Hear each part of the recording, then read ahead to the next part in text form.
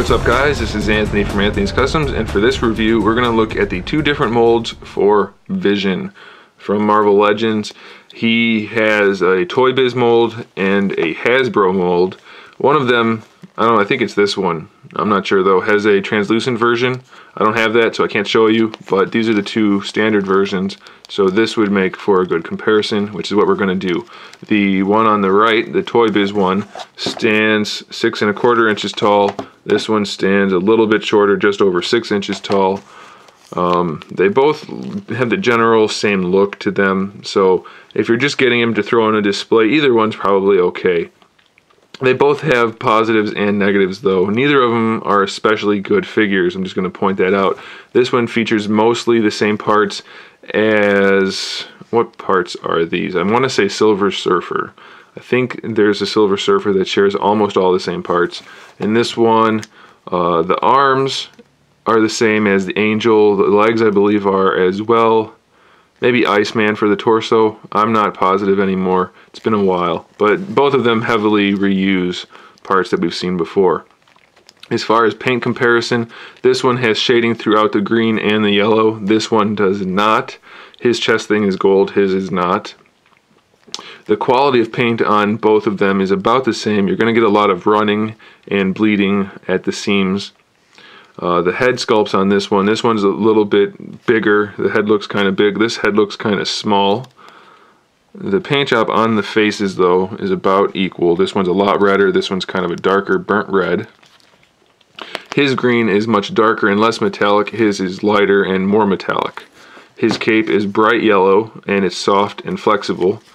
And his cape is like a kind of dull light yellow. Matches the other yellows though, but it's really kind of hard. It's sculpted well, but it's a harder material.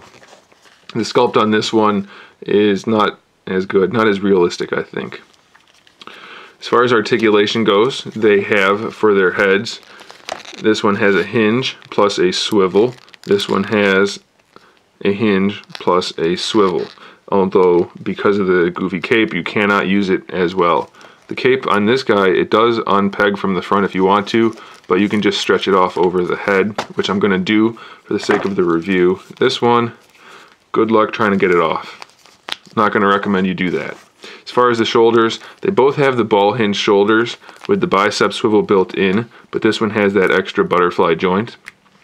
It goes up instead of forward, but he does have it. They both have double jointed elbows. This one has a forearm swivel and a wrist pivot and a finger pivot.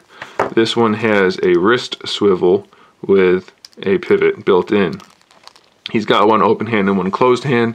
This guy has the same hands just about on both sides with the articulation. He's got a standard ab crunch, so does he.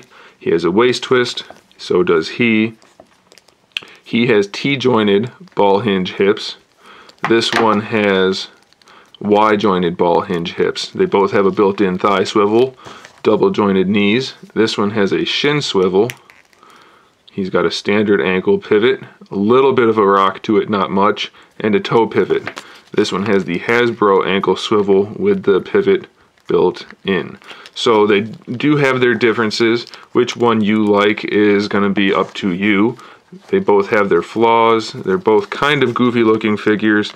I think as far as proportions and everything goes, this one looks better at first glance, but some people like this one better, some like this one.